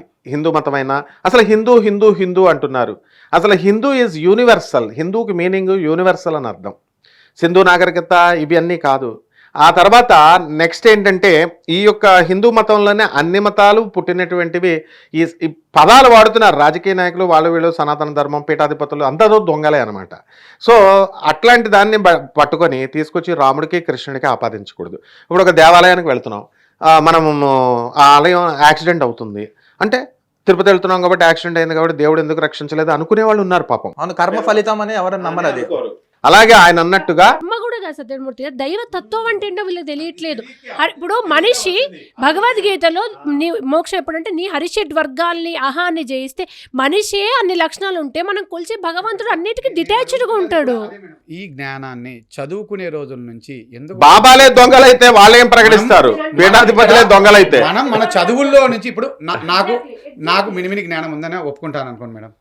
ఇప్పటి తరానికైనా రేపటి తరానికైనా ఆ సిస్టమ్ రావాలి కదా. ఇక్కడ వీళ్ళు ఏమంటున్నారు, హిందూ జై అంటున్నారు, జై శ్రీరామ్ అంటున్నారు, జై శ్రీకృష్ణ, ఇవన్నీ మేమేమంటున్నాం, అయ్యా వీటితో కాదు, మీరు జై శ్రీరామ జై శ్రీకృష్ణ అనే బదులు మీరు ఒక స్కూల్ కట్టి ఆ స్కూల్లో హిందువులందరినీ చేర్పించి మన యొక్క సంస్కారాన్ని, మన యొక్క పద్ధతుల్ని నేర్పించండి. రాజకీయ అవసరాల కోసం, డబ్బుల ఇలా నేర్పియకుండా మీరు కేవలం గుళ్ళు కట్టి డబ్బులు వసూలు చేసి మేము ఆ యాగం చేస్తున్నాం, మేము ఈ పూజ చేస్తున్నాం, మేము ఈ ప్యాషన్ చేస్తున్నాం, అది చేస్తున్నాం, ఇవన్నీ జరుగుతున్నాయి. కాబట్టే ఈ దేవుళ్ళ మీద రకరకాల మాటలు వస్తున్నాయి, దేవుళ్ళని కించపరుస్తున్నారు. ఇతర మతాలు కూడా మనం వ్యంగ్యంగా మాట్లాడుతున్నారు, వీటిని మార్చుకోవాలి. అనేది మంచిదండి, కానీ మీరు ఎంచుకున్న విధానం, చెప్పే విధానం కొంచెం వక్రీకరణ ఉంది. ధర్మం అధర్మం వెళ్ళే ఛాన్స్ ఉంది, అంటే మనమే వాళ్ళకి ఛాన్స్ ఇచ్చిన వాళ్ళ ప్రాబ్లం ఎక్కడ వస్తుందంటే సార్, మన హిందువులలో ఏకం చేసుకునేదానికి కొన్ని నినాదాలు తీసుకుంటూనే మనం పరాయి మతాల మీద మనం ఒక రకమైన దాడులు చేస్తున్నాం. కొంతమంది ఇప్పుడు ఇక్కడ దీంట్లో చెప్తా చూడండి, ఇక్కడ ఈ దేశంలో హిందూ ఉన్మాదం కానీ లేదా ఒక రకమైన తీవ్రవాదం కానీ కేవలం హైదరాబాద్ లో మాత్రమే ఉంది. ఏ హిందువులు అండి, హిందువులు ఏ దేశం మీద అటాక్ చేశారు చెప్పండి. నేను ఇక్కడ అటాక్ అనే పదంలో నేను అంటున్నది ఒకటే, ఇంకొక మతం మీద మన వ్యంగ్యంగా మాట్లాడడం కానీ, హేళనగా మాట్లాడడం కానీ, ఇంకోటి కానీ చేయాల్సిన అవసరం మనకేముంది. వాళ్ళు మనల్ని మన దేవస్థానం మీద దాడి చేసిన, మన దేవాలయాల మీద మనకి ఇంకో రకంగా మాట్లాడిన, మన వాళ్ళ గురించి ఔరంగజేబు ఎన్ని నాశనం చేశాడండి దేశం మీద. స్వాతంత్రానికి ముందు స్వాతంత్రానికి ముందు మీరు ఎన్ని మాట్లాడినా చెల్లో, స్వాతంత్రం వచ్చిన తర్వాత మాట్లాడండి. మనం యునైటెడ్. ఔరంగజేబు రాజు, వారి కింద మన గుమాస్తాలము లేదా బానిసలము. ఆంధ్రప్రదేశ్ లో రామతీర్థంలో రాముల వారి తల ఖండిస్తే మొన్న జరిగే, మళ్ళీ ఇవి కాదంటున్నా, అటువంటి వాటి మీద మనం నిలబడి మాట్లాడాలి, అవి మనం మాట్లాడాలి. ఇక్కడ అట్లా తప్పు జరిగింది, ఎవరో మనం నిందితులను పట్టుకొని వాళ్ళకి శిక్ష పడేటట్టు చేయాలి. దానికి ఒక విధి విధానాలు. ఎవరు హిందుత్వానికి పేటెంట్ అంటే నేను పేటెంట్ అని ఎట్లా అంటాం? మనం హిందుత్వానికి ఏం కాంట్రిబ్యూట్ చేసాం? నేను ఏ గుడికైనా పోతున్నా కాబట్టి హిందువుని అంటే ఎట్లయితుంది? మీరు మసీదుకి వెళ్ళేవాడు అసలు హిందూ మతం గుడికి వెళ్ళమని ఎప్పుడు చెప్పాలి, భగవద్గీతలో గుడికి వెళ్ళమని చెప్పాలి. సత్యమూర్తి గారు ఒక పెద్ద జోక్ చెప్పను మీకు. నేను అంతకుముందు గతంలో ఒకసారి ఇట్లా ప్రోగ్రామ్ చేస్తూ భగవద్గీతలో ఈ దీపాలు, నూనెలు, ఇదంతా బిజినెస్ లేదంటే కింద భగవద్గీత చదవండి. నిజంగా భగవద్గీత చదివితే తెలుస్తుంది బిజినెస్ ఏది ఉండదు, ట్రాష్ ఇదంతా, అందులో ఏది పూజలు ఎంత దోపిడీలు. మనకి హిందుత్వంలో ఉన్న పెద్ద ఎక్కడ సమస్య వస్తుందంటే మేడం, ప్రతి చోట చాలా మంది మేము ఇంకో మతంలోకి ఎందుకు వెళ్ళాము, ఇంకో దానికి ఎందుకు వెళ్ళాము, హిందువులందరూ ఉన్నదానికి దేవుడి కాడికి మనం వెళ్ళాలంటే డబ్బు కట్టాలి. దేవుడు అంటే విగ్రహం కాదు, అదే అది అలాగే అలా చేసేసారు. ఈ గుడిలలోకి రానియకుండా డబ్బులు కట్టే పని చేస్తున్నారు. ఆ దేవస్థానాల్లో పోతే వాళ్ళు మాకు డబ్బు ఇస్తామంటున్నారు కాబట్టి మేము అడిగిపోయాం. ఇప్పుడు మనం అంతా ఏ యుద్ధం చేయాలంటే దేవుడి కోసం నువ్వు ఎక్కడికో వెళ్ళకు, నువ్వే దేవుడిగా మారే అద్వైత సిద్ధాంతం ఉంది అని చెప్పాలి. అద్వైత సిద్ధాంతం ఇక్కడ మేమంటున్నది అద్వైత సిద్ధాంతం ఇంకోటి కూడా కాదు మేడం. పూర్వకాలంలో మనకున్న పెద్దలు కానీ చాలా మంది పిల్లలు లేకపోయినా ఇంకోరుకోనో ఒక దేవస్థానాలకు భూములు అన్నీ ఇచ్చారు. అవి ఎందుకోసం ఇచ్చారు? దేవుడి దినమని ఇచ్చారా? ఆ దేవుడి పిల్లలైన మనకు రకరకాల రూపంలో ఉపాధి అవకాశాలు కానీ ఇంకోటి కానీ చూపమని ఇచ్చారు. అవి చేయడంలో అప్పటి నుండి ఇప్పటి వరకు ఉన్న రాజకీయ నాయకులు అనుకోండి, ప్రజలు అనుకోండి, అప్పటి నాయకులు అనుకోండి వైఫల్యం అయ్యారు. అది ఇప్పటికీ జరగట్లేదు. మీరు చెప్తున్నది మీ లక్ష్యం గొప్పది. మీరు ఏం చేయండి అంటే ప్రజలకు ఎక్కడైతే అజ్ఞానం ఉందో, ఎక్కడైతే మోసపోతున్నారో అది మీరు అవేర్ చేసే ప్రయత్నం. ఇక్కడ అవేర్నెస్ అనే పదంలో మనం జనంలోకి వెళ్ళే పరిస్థితి ఇది కాదు మేడం. యూట్యూబ్ ద్వారా మాత్రమే మన జనంలోకి, అంటే వీడియోల ద్వారా వెళ్ళాల్సిందే. ఎందుకంటే మనం పబ్లిక్ లోకి పోయి వందల మందిని కూర్చొని మనం మీటింగ్లు పెట్టి మీరు యూట్యూబ్ ఇలాంటి అందుకే మేమేమంటున్నాం, మన అందరము ఒక చోట కలవాల్సిన అవసరం ఉంది. యూట్యూబ్ లోనే మనల్ని మనం సమర్థించుకున్నాం. వ్యతిరేకించే వాళ్ళు మనం డిబేట్లో కూర్చుందాం.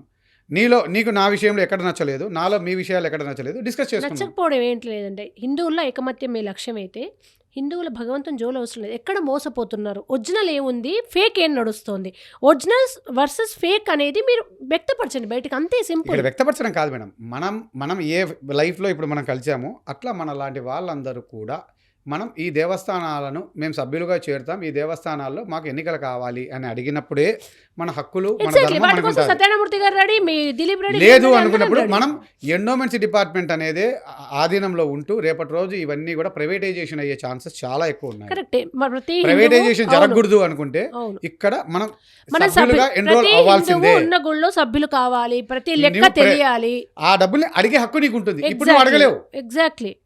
దీన్ని మనం ఇప్పుడు ఈ నుంచి మనం దీన్ని ఒక నినాదంగా పెట్టుకోకపోతే ఎవరైతే వీళ్ళు ఉంటున్నారో వీళ్ళు వ్యాపారాలు చేసుకుంటూ పోతున్నారు, వీళ్ళు మనం రానివ్వాల్సిన అవసరం ఉండదు. మనోహర్ గారు నా వయసు చిన్నదే కావచ్చు అని పెద్దలు సత్యనారాయణమూర్తి గారు ఉన్నారు, తర్వాత దిలీప్ ఉన్నారు, ఇంకా చాలా మంది పెద్దలు చూస్తున్నారు. నేను చేతులు జోడించి మీకు చేస్తున్న రిక్వెస్ట్ ఏంటంటే మీ లక్ష్యం గొప్పది, దాన్ని డీవియేట్ కానివ్వకండి. ప్రతి హిందువు దేవాలయాల్లో మెంబర్ కండి అనే ఒక నినాదాన్ని, ఆ స్లోగన్ తోటే మీరు ప్రతి యూట్యూబ్కి వెళ్ళాలని కోరుకుంటున్నాను తప్ప ఆరాధనీయమైన మీ అభిప్రాయం కానీ నా అభిప్రాయం కదా నేను ఏదైనా చెప్పడానికి లేదు. మనకు అలా ఇంకోరు హట్ అంటే అవుతారు. లేదు అనే పదం లేదు మేడం, మనకు హట్ రాజ్యాంగం అవుతారు. ఇచ్చింది. ఇచ్చింది, హట్ నేనేమంటున్నా అవుతారు మేడం, కదా. హట్ అనే వర్డ్ లో హట్ అవుతారు ఐ కదా. Am ready to tell apology when you can clarify my doubts. అర్థమైంది నాకు. కానీ ఇప్పుడు నా నేను డౌట్స్ క్లారిఫై అవ్వవు. ఇప్పుడు నా మీ ఇంట్లో వాళ్ళు ఎవరి గురించో నాకు ఈ అభిప్రాయం ఉంది అని నేను చెప్పేస్తే మీ ఇష్టం మీదంటే మీకు బాధ అవుతుంది కదా. మా ఇంట్లో వాళ్ళ గురించి నువ్వెవరు అలా చెప్పడం, అలా నాకు ఒక దేవుడు నాకు ఇష్టం అనుకోండి, దాని దాకా వెళ్ళడం నేను ఎందుకు? అందుకే- మీ లక్ష్యాన్ని చెప్పండి. ఇప్పుడు ఇదంతా unnecessary కదా. అందుకే మేడం నేనేమంటున్నా, నీ దేవుని నేను విమర్శించాను, మ్. నీ ఆరాధన నీకు, ఆయన నువ్వు దేవుడు. ఇప్పుడు నన్ను మీరు దాని అడిగారు గురించి అసలు మీరు రాముడు దేవుడు అంటున్నారా అంటే నేను కాదండి అంటాను. కాంట్రవర్షియల్ అయ్యప్ప స్వామి మీరు దేవుడు అంటారు నేను కాదండి అంటాను. ఎందుకంటే నా అభిప్రాయాన్ని నేను నిర్మోహమాటంగా చెప్పుకుంటా. కాంట్రవర్షియల్ స్టేట్మెంట్స్ ఎందుకు? మీ ఉన్నతమైన లక్ష్యం మీకు చేరాలని ఉన్నప్పుడు ఈ కాంట్రవర్షియల్ స్టేట్మెంట్స్ తో డీవియేట్ అవుతున్నారు కదా, లక్ష్యం చేరారు కదా. అంటే లేనోరికి ఒక ఐడియా ఇచ్చిన వాళ్ళు అవుతున్నారు మీరు. మీరు ఇప్పుడు మీ నినాదానికి నేను కూడా వస్తాను. నేనేమంటున్నా, ఇంతమంది దేవుళ్ళతోనే కన్ఫ్యూజ్ చేస్తున్నారు. ఎక్కడ కన్ఫ్యూజ్ చేశారండి? అంత ఇప్పుడు ఒక్కటే ఉన్నా అని చెప్తున్నారు, ఇక్కడ మీరు అంతమంది ఉన్నారని ఎలా అనుకుంటారు? ఇప్పుడు ఆత్మ పరమాత్మ వీళ్ళందరూ ఒకళ్ళే కదా, అవతారాలే కదా. ఇందులో సార్, తత్వాన్ని అవతారాలు- అర్థాన్ని ఎందుకు చేసుకోలేకపోతున్నారంటే మీరు అవతారాలు- చదవలేదు కాబట్టి. నేను ఏమంటారు? అవతారాలు అనేది ఎవరికి వాళ్ళు చెప్పుకోవచ్చు సార్, నమ్మేవాడిని నమ్మచ్చు, లేదంటే లేదు. ఒక ఓకే, మనిషి అయిపోయిన మనోహర్ గారు తర్వాత లెట్స్ ఫినిష్. మీ ఇంటెన్షన్ మాకు అర్థమైంది. దేవాలయాల్లో ప్రతి హిందువు, మీ మాటగా మేము చెప్తున్నాం మా ఛానల్ ద్వారా, మేమంతా కూడా మీరు ఏ దేవాలయకి వెళ్తున్నారో అక్కడ సభ్యత్వం కోరండి, ప్రతి పైసకు మీకు హక్కు ఉంటుంది, ఇవన్నీ అవేర్నెస్గా ఉండండి అని చెప్తున్నాము. కొత్తగా దేవుళ్ళమని చెప్పుకొని బాబా అవతారాలు వచ్చే వాళ్ళని క్రాస్ చెక్ చేసుకుని మన పురాణాలు, భగవద్గీత, గురు లక్షణాలు చాలా వాటిలో చెప్పబడింది, ఆ లక్షణాలు ఉన్నాయా లేదో ఒకటికి 2 సార్లు చెక్ చేసుకొని వాళ్ళని గురువులుగా స్వీకరించాలని మేము నాకైతే ఇక్కడ ఉన్న మనస్ఫూర్తిగా కోరిక ఒకటే కోరుకుంటున్నాం. మేడం, గవర్నమెంట్ ఆఫ్ ఇండియా నా అపీల్ అయితే ఒకటే మేడం, ఏ విధంగా అయితే ఐఏఎస్ ఐపీఎస్ అని పెడుతున్నారో ఇండియన్ టెంపుల్ సర్వీస్ అని కానీ లేదా ఇండియన్ హిందూ సర్వీస్ అని కానీ ఒక విద్యను ప్రవేశపెట్టి ఆ హిందుత్వాన్ని దేవాలయాల్లో అంటే వాళ్ళు ఉండి దీన్ని మెయింటైన్ చేస్తూ ఒక సమస్య వచ్చింది. గతంలో ఏం చేసేవారంటే ఏ ఆశ్రమానికి కానీ ఏ పీఠాధిపతి కాడికి వెళ్ళినా వాళ్ళకి అన్నిటి మీద అవగాహన కలిగేది, వాళ్ళు దాన్ని పరిష్కారాలు చేసేవాళ్ళు. ఆ సిస్టమ్ని వాళ్ళన్నీ అవబోసినట్టయితే, ఆ గుడిలో వాళ్ళు కూర్చున్నట్టయితే వాళ్ళు మనకు వచ్చిన సమస్యకు పరిష్కారాలు చూపేదానికి అవకాశం ఉంటుంది. పీఠాధిపతుల ఆ కల్చర్ అలాగే ఉండేది, బట్ ఇప్పుడు కొంచెం డైల్యూట్ అయింది. ఇది మళ్ళీ ఏంటంటే అలా ఈ సిస్టమ్ రావాలి. రావాలి. ఎడ్యుకేషన్ దాంట్లో ఆయుర్వేదం ఉంటుంది, లా ఉంటుంది, అన్నీ ఉంటాయి. అర్థమైంది. ఆ శృంగేరి సిస్టమ్ అనేది ఒకటి పీఠాధిపతులు, వచ్చింది అనుకోండి, కంచి పీఠాధిపతులు, శృంగేరి పీఠాధిపతులు, దేవాలయాలు ఒక పెద్ద దేవాలయాలు ఉన్న చోట ఏమైనా కావాలి, పెద్ద దేవాలయాలు ఉంటుంది, చిన్న దేవాలయాలు కాదు. అంతిమ లక్ష్యం చెప్పండి సార్. అసలు మీ ముఖ్య మీ అంతిమ లక్ష్యం ఏంటి? అసలు మీరు ఎందుకు ఈ నినాదం ఎత్తుకున్నారు కాదని చెప్పాల్సి. వీరరాఘవరెడ్డి గారిని ఆయన కూడా పాపం మీలాగే ఉద్యమం చేస్తున్నారు. అయితే అన్యాయాన్ని అరికట్టాలి, ముఖ్యంగా దేవాలయం. అండకొండ రాముడు అని ఒక ఆయన ఉన్నాడు, శ్రీరామరాజ్యం అని, ఆయనేమో రామరాజ్యం, వీళ్ళు కూడా చేస్తున్నారు. అసలు రామరాజ్యం శ్రీరామరాజ్యం తేడా ఏంటి చెప్పండి ముందు. అదే వాళ్ళకి చెప్పేసుకుంటున్నారు, అయితే పేర్లు పెట్టుకున్నారు రామరాజ్యం కావాలని ఏదో. అయితే మా ఫైనల్ కన్క్లూడింగ్ ఏంటంటే మనోహర్ గారు భావాలు బాగున్నాయి. మన వ్యక్తిగతమైనటువంటి అభిప్రాయాలు చెప్పడం వల్ల హిందూ కమ్యూనిటీ అంతా కూడా కన్ఫ్యూజ్ అవడానికి ఉంటుంది. తర్వాత నెక్స్ట్ రెండవది ఏంటంటే రాముడు కృష్ణుడు వాళ్ళు పాపం వాళ్ళు మనకు వచ్చి ఏమి చేయలేదు, హాని చేయలేదు, మనమేమి వాళ్ళకేమి ఇచ్చింది వాళ్ళు ఏమి తీసుకోలేదు. కాబట్టి రాముడు కృష్ణుడు పక్కన పడేసి, వాళ్ళ దేవుడు కాదు, వాళ్ళ రాజులు, వాళ్ళ మాంసం తిన్నారు, వాళ్ళు చచ్చిపోయారు, ఇట్లాంటివి పక్కన పడేసి ఎవరెవరైతే దేవాలయాలు కడుతున్నారో ఆయన అన్నట్టుగా కొత్త దేవాలయాల అవసరాలు లేవు, బిజినెస్ కోసమే కడుతున్నారు. 100% అందులో డౌటే లేదు. అలాగే ఇస్కాన్ వాళ్ళు అంతా కూడా అన్నదానాలు కార్యక్రమాలు భజనలు చేస్తున్నారంటే వాళ్ళది ఆయన అన్నట్టుగా ఎండోమెంట్స్ డిపార్ట్మెంట్ పరిధిలోకి ఎందుకు రావట్లేదు అంటే, ఇప్పుడు గానగాపురం దత్తాత్రేయ టెంపుల్ ఉంది, అది ఎండోమెంట్స్ పరిధిలోకి రావడం లేదని చెప్పి సుప్రీంకోర్టులో కేసు వేస్తే ఆ పంతులే దగ్గరికి రానివ్వట్లేదు ఎండోమెంట్స్ ఆఫీసర్స్ని. అలాగే ఈ అండకొండ రాముడు అనేవాడు పుష్పగిరి పీఠం అని వాళ్ళ అక్కడి నుంచి పర్మిషన్ తెచ్చుకొని వాళ్ళ దోచేస్తున్నాడు వేయడమని. అయితే అతని పోరాటం నాకు నచ్చింది. ఏంటంటే కలెక్టర్ దగ్గరికి వెళ్ళాడు, ఈ అసిస్టెంట్ కమిషనర్ దగ్గరికి వెళ్ళి ఆయన్ని చేత ఆ ఆలయాన్ని పునరుద్ధరింపజేశాడు. ఆ విధంగా ఆయనకేంటి ఆలయాల పునరుద్ధరణ, జీర్ణోద్ధరాల పునరుద్ధరణ అని ఏదో చేసుకుంటున్నాడు ఆయన. అలాగే ఈయన మనోహర్ గారు ఏంటంటే కరప్షన్ కట్ చేయాలి, బాగుంది. క్రిస్టియానిటీలో కానీ, ముస్లిం మతంలో కానీ, లేకపోతే ఈ యొక్క హిందూ మతంలో అన్నది చాలా మంచిగా చెప్పారు ఆయన. అయితే దేవుడు అనేటటువంటి పదం ప్రజలకి అర్థం అవ్వాలి. దేవుడు అంటే దేవాలయాలకు రమ్మని ఏ దేవుడు చెప్పలేదు, నాకు పూజలు చేయండి అని ఏ దేవుడు చెప్పలేదు, నేను విగ్రహం అని ఆయన ఎక్కడా చెప్పలేదు. తర్వాత రెండవది, ఆయన మనల్ని పుట్టించాడు నిమిషంలో. అజయ్ బాబు అనే పాస్టరు రాముడు చనిపోయాడు కాబట్టి రాముడికి నేను జయ్యన్ను జోహార్ అంటానని రెడ్ టీవీలో ఇంటర్వ్యూ ఇస్తే, తప్పు అజయ్, నువ్వు అట్లా యేసుప్రభుని, వీళ్ళు ఫూలిష్ ఫెలో అన్నాడు, వాడు ఒక దిమాక్ లేనాడు, వాడెళ్ళి ఈ వీళ్ళని తిడతాడు, ఎవరిని, క్రైస్తవుల్ని. ఇలా తిట్టడం వల్ల ఏమవుతుందంటే, పోనీ వీళ్ళ క్వాలిఫికేషన్స్ ఏమన్నా ఉన్నాయా అంటే ఏమీ లేవు, బొంగులగాళ్ళంతా. సో అజయ్ బాబును జైల్లో పడేస్తే, కేసు పెడితే గుండు పోలీసులు కటింగ్ వేయించారని చెప్పి, మరి హిందూ అభిమానులు ఉంటారు కదా పోలీసులు. సో ఇలా లా అండ్ ఆర్డర్కి వెళ్ళకూడదు. ఎలా ఉండాలంటే ఫైనల్గా మీది బాగుంది, మీ లక్ష్యం కరప్షన్ని అడ్డుకోండి, ఎవరైతే దేవాలయాల్ని. కానీ రాముడు కృష్ణుడు, ఇదిగో నేను చెప్తా చూడండి, మీకు శాస్త్రం తెలియని వాళ్ళతో ఏం చెప్తాం, ఏ గరికెపాట వస్తే చెప్తా, నా గురువు కాబట్టి, ఏ చాగంట వస్తే నేను చెప్తా, సైంటిఫిక్గా చెప్పాలి. నండూరి సామవేదం షణ్ముఖ శర్మ, వద్దిపత్తి పద్మాకర్ రావు, ఇలా ఏ స్వామీజీ అయినా సరే, ఎనీబడీ సైంటిఫిక్ అవుట్లుక్ ఉందా, లాజికల్ కన్సిస్టెన్సీ ఉందా, రేషనలిజం ఉందా అని అడుగుతాం. ఈయన అర్భకుడు గడ్డం పెంచుకొని వచ్చాడు, మనం ఏమడుగుతాం, రామాయణం చదవలేదు అంటున్నాడు. ఇవన్నీ ఆడలేవు. కానీ ఆయన భావాలు ఏంటంటే కరప్షన్ మీద నాకు అర్థమైంది, నేను ఒక ప్రొఫెసర్ని కాబట్టి. ఈయన ఆలయాలు ఎవడెవడో మిడిమిడి వాగుతాడు. హిందూ మతం ఏమిటాయి, ఆ హిందూ మతం బొంగు మతం. హిందూ డెఫినేషన్ ఏంటి అసలు, క్రైస్తవ మతం, హిందూ మతం, సెక్యులర్, సనాతన ధర్మం, బోకుగాళ్ళందరూ వాడతారు ఈ పదాలు. నీ పెళ్ళాన్ని నువ్వు పోషించుకోవడమే హిందూ మతం. క్రైస్తవ మతం నీ తల్లికి తిండి పెట్టడం, నీ తండ్రికి తిండి పెట్టడం, నీ పెళ్ళానికి విడాకులు ఇవ్వకుండా చూడడం, పూజలు చేస్తూ కుంకాలు పసుపులు వేసేసి పక్కన ఆడపిల్లల మీద అమానుషత్వం జరుగుతుంటే, పసిపిల్లల మీద అన్యాయం జరుగుతుంటే ఎవడో వెళ్ళడు. వాళ్ళని అడ్డుకోవడం పూజ అంటే. ఈ బోకుగాళ్ళు పీఠాధిపతులు, బోకుగాళ్ళు ప్రవచనకారులు వచ్చి వాగుడు యూట్యూబ్ వచ్చిన తర్వాత ఎవడకి వాడే నేను పండితుడిని 4 వీడియోలు చెప్పేసరికి నేను ఫేమస్, ప్రముఖ ఆధ్యాత్మికవేత్త, ప్రముఖ జ్యోతిషులు, కూరగాయలు అమ్ముకునే వాళ్ళు, అరటిపళ్ళు అమ్ముకునే వాళ్ళు ప్రముఖ జ్యోతిష్కులు. దౌర్భాగ్యం ఇదనమాట, మన దౌర్భాగ్యం. కాబట్టి రాముడు జోలికి ఎవరు కూడా, I am warning you in the platform, YouTube ప్లాట్ఫామ్లో వార్నింగ్ ఇస్తున్నాను. అజయ్ బాబు పాస్టర్ ఎగిరిపోయాడు, రాముడు జోహార్ అన్నాడు, కటకటాలు వెళ్ళిపోయాడు. సో ఎప్పుడంటే నేను చెప్పేది ఏంటంటే, రాముడి జోలికి రావద్దు, కృష్ణుడి జోలికి రావద్దు. ఆ రాముడు దేవుడు కాదు, మానవుడు అని అనొద్దు. ఎందుకంటే మీకు తెలియదు, రామతత్వం కృష్ణతత్వం తెలియదు. మీరు వెళ్ళండి, విశ్వ హిందూ పరిషత్ మీద ఫైట్ చేయండి, ఆర్ఎస్ఎస్తో ఫైట్ చేయండి, బజరంగ్ దళ చేయండి, జై శ్రీరామ్ అనే వాళ్ళతో ఫైట్ చేయండి. ఆయన చెప్పింది ఉగ్రవాదం, మతోన్మాదం, హిందూ మతోన్మాదం ఇవన్నీ ఆయన చేసుకునేయండి. బట్ మనకి జన్మనిచ్చినటువంటి వాడు దేవుడు. ఆ దేవుడికి అల్లాయే రాముడు, అల్లాయే కృష్ణుడు, జీససే రాముడు, జీససే కృష్ణుడు, బ్రహ్మ పదార్థం ఒక్కటే. అసలు ఇంతకీ ఏమేది ఏంటంటే అద్వైతం తెలియదు. కృష్ణకుమార్ పాపం చెప్పడానికి ట్రై చేసింది. దేవుడు ఎక్కడో బోకుగాడు ఎక్కడో ఉండడు, మనమే దేవుడు. అహం బ్రహ్మాస్మి. మన ఆత్మ అయిపోయింది, మన ఆత్మ రిఫ్లెక్ట్ అయింది. మనం మర్చిపోయాం మనం దేవుడు అని. మన ఆత్మను మర్చిపోయినటువంటి విషయాన్ని జాగృతం చేసుకోవడం, గుర్తు చేసుకోవడమే పూజ అంటే, అద్వైతం అంటే, దైవం అంటే. ఏంటంటే అసలు ఫైనల్ మీ అంతిమ లక్ష్యం, అసలు మీరు ఏ సిద్ధాంతంతో వచ్చారు, ఏం చెప్పాలనుకున్నారు, ఏం చేయాలనుకుంటే మొత్తం మా టీము మొత్తం యావత్ హిందూ సమాజం మేమంతా. నాకు ఉన్న డిమాండ్ అయితే, నేను చేయాలనుకుంటున్నది, నేను పోరాటం చేస్తున్నది, ఈ దేశంలో అశాంతి అనేది రాకూడదు అంటే ఖురాన్ మీద కానీ, బైబిల్ మీద కానీ, మన హిందూ గ్రంథాల మీద కానీ భారత రాజ్యాంగానికి అనుగుణంగా ఇవి ఉన్నాయా లేవా, first of all government of India వాటి మీద స్క్రూటినీ చేయాలి. అంటే మన మత విద్వేషాలు, కుల విద్వేషాలు, ప్రాంతీయ విద్వేషాలు రెచ్చగొట్టే వ్యాఖ్యానాలు ఆ గ్రంథాల్లో ఉన్నట్టయితే వాటిని తొలగించి మన దేశ సమగ్రతకు కలిగిన విధంగా ఉన్న గ్రంథాలను మాత్రమే వాళ్ళ చర్చిల్లో, మసీదుల్లో, మన దేవాలయాల్లో బోధించాలి. అప్పుడు మాత్రమే మనం ఐక్యంగా ఉండగలుగుతాం. ఆ మతం మా దేవుణ్ణి విమర్శిస్తే చంపేయాలనుంది, వాళ్ళను పూజించకూడదనుంది, వాళ్ళ ప్రసాదాలు ఇస్తే పడేయాలనుంది అనే పదాలు ఉన్నట్టయితే అది మన దేశ సమగ్రతకు మంచిది కాదు.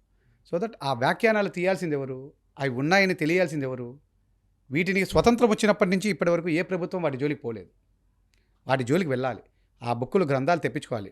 ప్రభుత్వం గుర్తించిన గ్రంథాలను మాత్రమే అన్ని యొక్క దేవస్థానాలలో, అంటే మనం ప్రార్థనలో చేసుకునే క్రిస్టియన్ కానీ, ముస్లిం కానీ, హిందువు కానీ, జైన్లు కానీ అక్కడ అవే ఉండాలి. రాజ్యాంగానికి అనుగుణంగానే ఉండాలి. అదే సందర్భంలో వాళ్ళు దాన్ని ఆచరించాలి. ఆ డబ్బుల్ని వాళ్ళకే వినియోగించాలి. ప్రభుత్వాలు హిందువులకు, ముస్లింలకు, క్రిస్టియన్లకు పథకాలు ఇవ్వకూడదు.